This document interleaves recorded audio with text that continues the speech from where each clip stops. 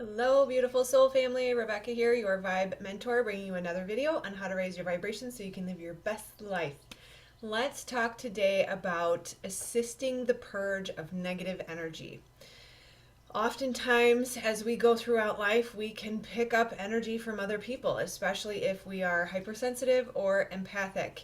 And if for some reason you are forced to be in an environment around people who are toxic in general or even directing their toxic negative energy at you, then you are going to want to purge your bodies. And I say bodies plural. It's not just your physical body, it's your emotional body, your energetic body. All of that yuck can get kind of stuck in you, especially if you find yourself ruminating about it or thinking about it or feeling that energy or the memories of those experiences keep coming back to you. Then you likely have some negative energy to purge. And what's really fascinating is I got a mosquito bite while I was in engaged with someone who was highly toxic, and so it itches me every time I think about this topic or I start to speak on it. So just fun little tidbit. Speaking of which, I will tell you that story at the end of this list. I have 21 ways for you to assist in purging the negative energy from your body, and I will tell you at the end of this video how I found myself in a highly toxic environment and what I did to release that, and what was really effective, surprisingly even more so than I ever thought it was going to be. But it was a beautiful story and how it worked out. So number one, and I am going to move somewhat quickly through some of these because I know that this community is generally pretty aware of the energetics and the sort of maintenance things that we do to raise our vibration or to help purge negative energy. So I don't want to spend too much time on stuff, but I do also want to keep in mind that there may be someone new to the community or someone new to energy and spirituality in general, and so I want to make sure that this serves them as well. So number one, clearing out the clutter. Find a drawer or a closet or a basement or a garage that has been sort of weighing on your mind. That is symbolic of stuck energy. And so by cleaning out that closet, you can assist in the process of cleaning out and purging your energetic bodies. Open windows. I don't know about you, but if you followed me for a while, you know that my windows are always open, even just a little bit. It's a little chilly today. I even have a blanket on my lap, but the windows are open. Windows are always open as best as I can possibly manage. Even in the winter, there's always a crack.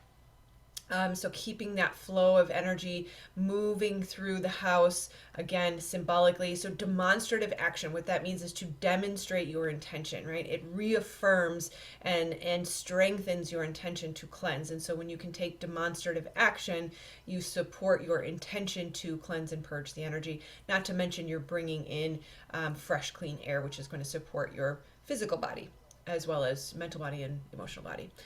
Burning incense, sage, and Palo Santo, just kind of a given. Make sure that you get really high quality sage. The better the quality of the sage, the more effective it's going to be in cleansing your area, your home, wherever, your body, wherever you need to cleanse, and wafting the smoke or the whatever's put off from whatever you're burning will help.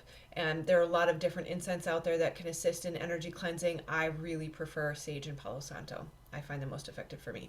Number four is using sound. So keeping in mind energy, vibration, frequency. We can shift and change those as we use sound. So you can ring a bell, ring a gong, use a sound bowl. I personally have a glass tuning fork that I love to use. And you can feel that resonance shift in your body as you clang or hit or run around whatever device you're using. Singing and dancing are in the similar vein, so singing using your own tuning, your own vocal cords to shift and change the vibration. That's why chanting works so well. I am jumping a little bit ahead, but that is part of the list. Probably should be up here by singing, so I'll move it so we don't say it again. But singing and dancing can very much be effective in shifting and changing your vibration and raising your frequency, which by default, so just a side note that's kind of coming in, I'm being asked to mention, is that we are not resisting the negative energy in any way. We're not pushing it out, and oftentimes people will suggest having a bubble, or resisting and pushing out to keep the energy away. I find that what you resist persists, so that does not work. So what we're trying to do, or what we are doing, what we are effectively doing, is using our focus and attention to focus on the higher vibration, which by default will negate or overcome, overwhelm, or push out the lower vibration. So singing and dancing will raise your vibration, which means we are foregoing or moving away from the lower negative vibrations. And on that note, which I did not have on the list, so we get a bonus again today. Boy, the colors are doing something fun today too, aren't they? If you do want to protect yourself, like I said, I don't find that a protection bubble works because it is in resistance to, and so what you resist persists, but rather a love projection out of your heart. Dare I say a love bubble? Someone used that term recently and it didn't really sit well with me, but it's applicable now. But we can project love. We can, and again, I don't want to use the word push, but we are sending out love, and we are surrounding ourselves by amplifying our aura and filling it with love. By default, you are creating protection around you through love, through a positive high vibration. Again, that will move you away from that lower negative vibration. So chanting, I mentioned, Om or Om, A-U-M or O-M, tend to vibrate the vocal cords at the frequency of creation. And it is often recommended that you chant at least 108 times to really solidify or experience the intensity, the highest impact possible through your chants. So it is said that Om is the sound that initiated creation. So it's the sound of our creator. And so by chanting that, you are filling your body with that frequency and vibration. Salting the corners of your house. I also like to use crystals. We have, all sorts of different stones and things that can protect against energy. I like to put those little pucks in the corners of my room or in my car. They can also help to negate EMF frequencies as well. Houseplants are amazing at cleansing air for us, so the more plants you have in your house, the better. They will continue to take in toxins for you and output clean air for you. So again, it's demonstrative action assisting in creating positive energy. Letting the light in is huge. Windows, big. You let open the windows, but also let the light in. If you have darker curtains, open those curtains. I like to put crystals in my windows so that when the sun is shining, there are rainbows being projected in. So we're drawing the light in as best we can. By default, as we bring more light in, the darkness is pushed out. So if you think about a dark room, the darkness cannot fight the light. When you turn the light on, the light will become illuminated, or the room will become illuminated. Another way to bring light in is crystals. So this is candles. This is number 10. Light candles bring in the fire element. Fire is purification, burning off the toxins, burning off the negative energy, bringing the light in. There's multiple demonstrative action happening there. Taking a bath is amazing. This will tie into the story that I'll tell in just a little bit. Use the sea salt in your bath. Use essential oils, herbs, flowers, things of that nature, things that support you, nourish you, and raise your frequency and vibration. Number 12 would be essential oils. So you can put them in the bath or you can put them on your body. I personally love sage. Frankincense is also very huge. Frankincense was the essential oil that was used in the temples. It was said to bring in or support, support the environment when spirit came in.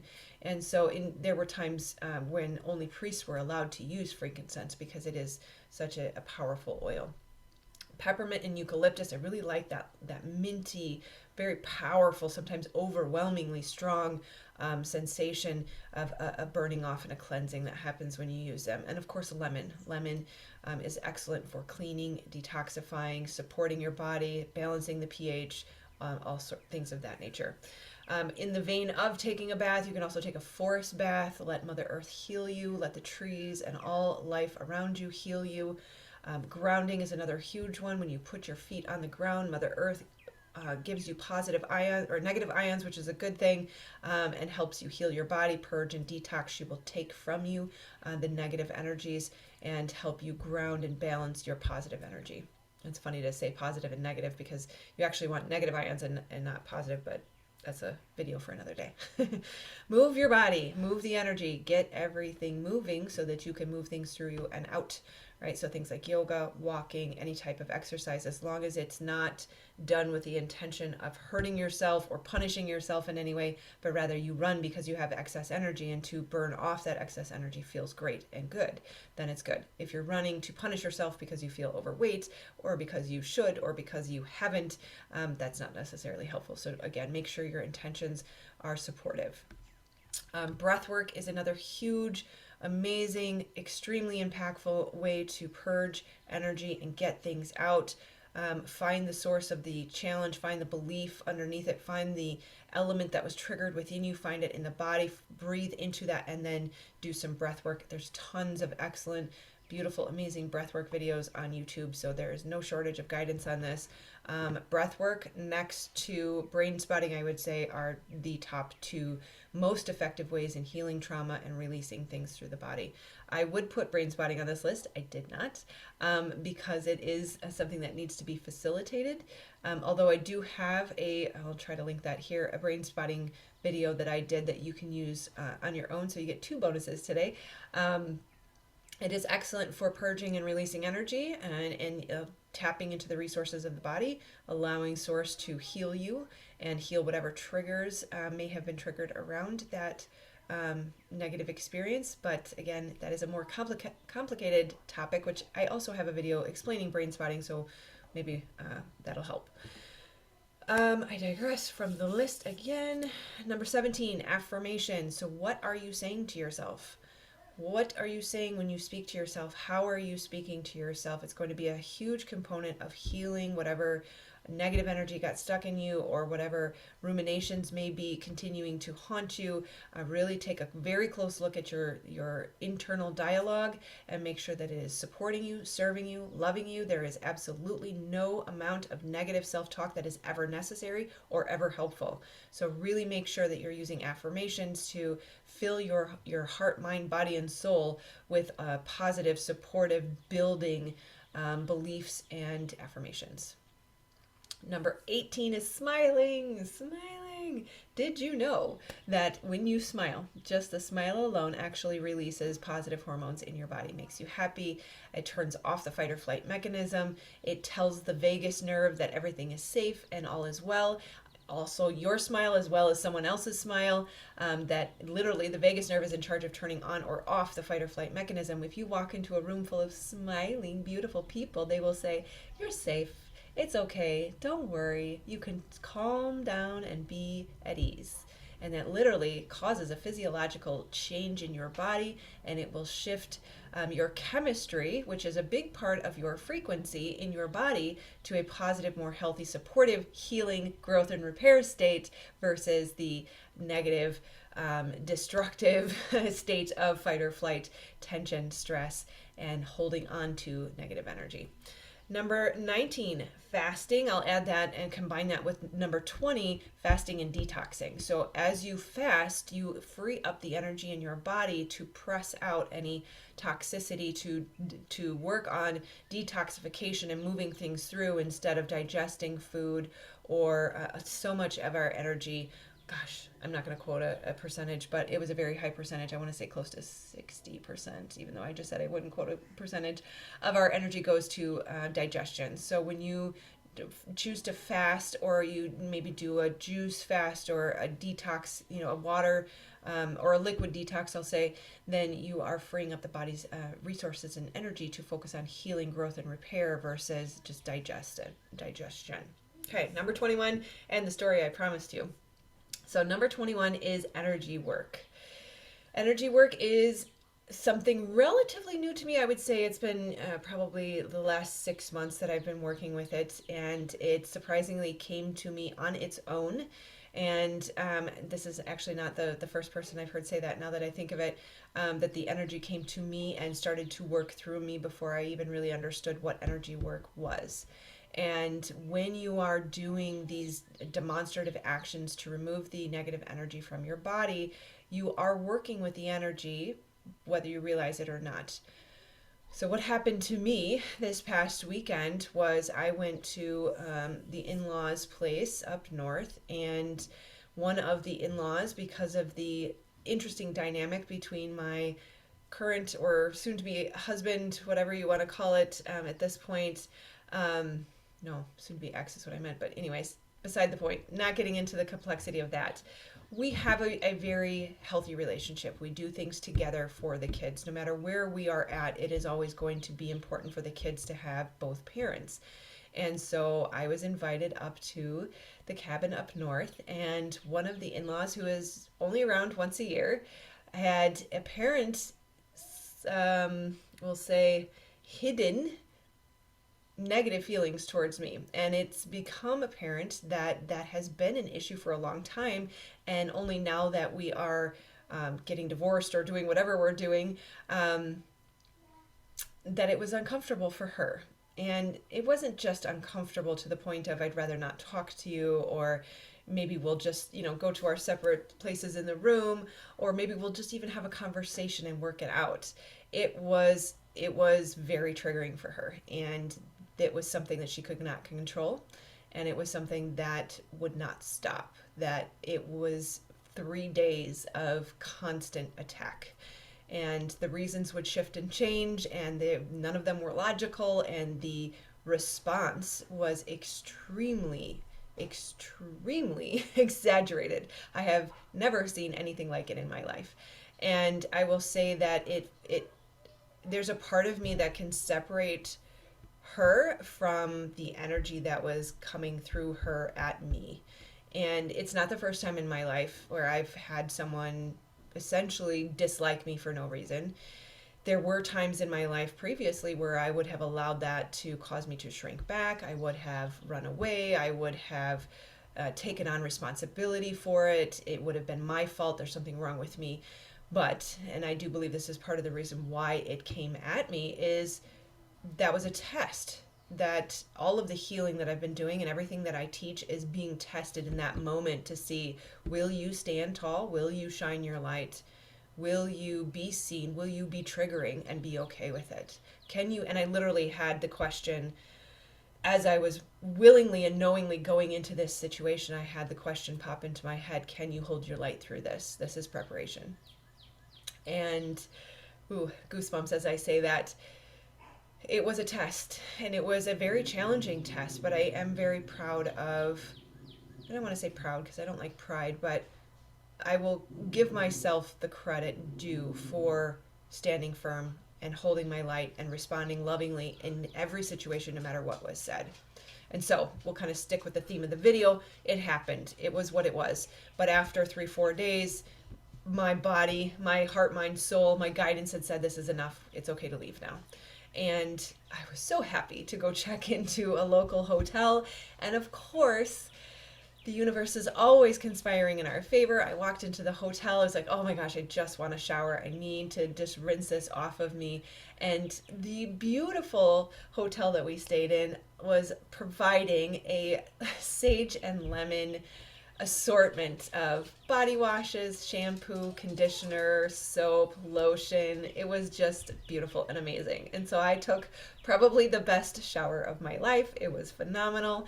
Good 20-30 minutes of just cleansing with this beautiful sage and lemon oil. I was feeling so amazing. And also, to support 21 energy work, there was a lot of energy work happening there, consciously and unconsciously. First it started unconsciously, and then I realized, okay, this is what we're doing now. This is what I'm being called to do. So as a beginner, if you've never studied any energy work, there are very helpful trainings out there. I'm not going to suggest that you attempt to do it without training, because certainly that can support you and strengthen you, and in your gifts and your path, if that's right for you. But if you just want to start playing with it at home on your own, here's what I would suggest. Your imagination can often feel a little bit tricky, can feel like, oh, I'm just making this up. And yet at the same time, your imagination is your source of creation. You are a creator. And so your disbelief around what you're imagining will block the thing you are attempting to do.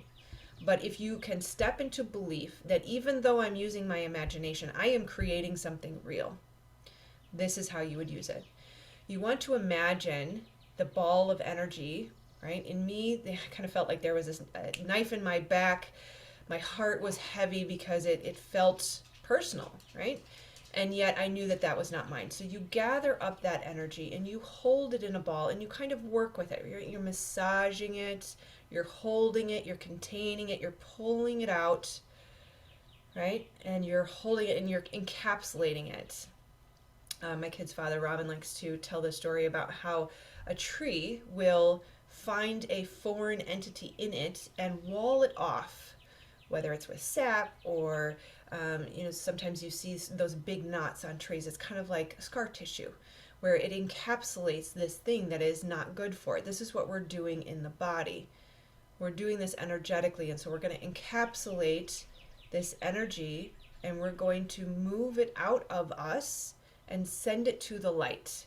Now, for many, many years, they would say send it into Mother Earth. I think she's got enough to deal with. We really don't want to give her any more to tolerate.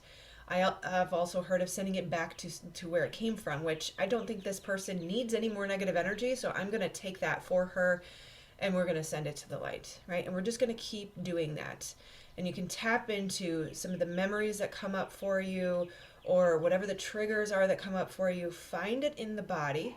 Know that the body keeps the score. The body holds on to things for you until you're ready to process and release them. So find it in the body and then encapsulate it. We're using white light, we're using purple light, we're using pink light, love, energy, whatever comes to your imagination, know that that is guided. Encapsulate it and send it to the light. Okay? So we're going to just keep doing that until we feel lighter and we feel lighter and we feel lighter. Another thing you can do as far as energy work is you can draw down white healing light, right? So I'm taking a shower in the shower, but we're also taking a shower in the healing, cleansing, purification light. Imagine that light washing over your body. Imagine it kind of like a grid, right? I like to imagine the Christ grid comes down and Christ brings that Christ grid down through my body. It washes all the way down through my body. And then at the same time or simultaneously or even after, I will imagine the Earth grid, Mother Earth, coming up with her grid and cleansing my body, and that light moves up. So it's a grid of light. It's solid. It's a solid plane that moves through your body, right? It's pushing things up, and then we have the healing Christ energy that moves through and moves down. So this video is getting a little bit longer than I usually like to do. Hope this is super helpful for you. Don't worry about me, all is well, and my muscle has been strengthened. So of course, under any adversity, we become stronger, wiser, and more well prepared for the future. So if you need any support in healing, whether it's healing trauma or healing the unworthiness wound, stepping into your life purpose and learning how to make a living through it, then please do check out the links below. I've got a course and coaching program to support you in that. Otherwise, I do offer free 30-minute sessions. We use the energy work as well as brain spotting to help you move through some of the unworthiness wounds. I hear you, baby. Just a minute, please. Okay. Thank you. Doggy says, time to go. So with that, I will close. Please do like, subscribe, and share. Give me an emoji. It would be awesome and amazing in a comment to help the YouTube algorithm. Otherwise, I will see you on the next video. Do make sure you subscribe so you get notified of the next video. Otherwise, this video can help you continue the conversation if you would like to see more today. All right, take care, my friends. Namaste.